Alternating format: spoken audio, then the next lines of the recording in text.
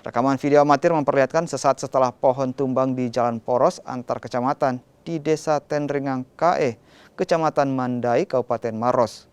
Hujan deras disertai angin kencang menyebabkan sebuah pohon setinggi 15 meter tumbang dan menimpa seorang pengendara roda 2 yang melintas. Warga yang berada di lokasi kejadian langsung mengevakuasi korban ke tempat yang lebih aman sebelum dibawa ke rumah sakit setempat.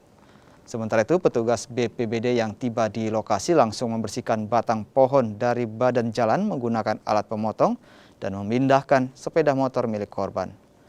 Selain menimpa pengendara roda 2, pohon tumbang juga membuat panik warga lantaran menimpa kabel listrik hingga putus dan menyebabkan kemacetan lalu lintas.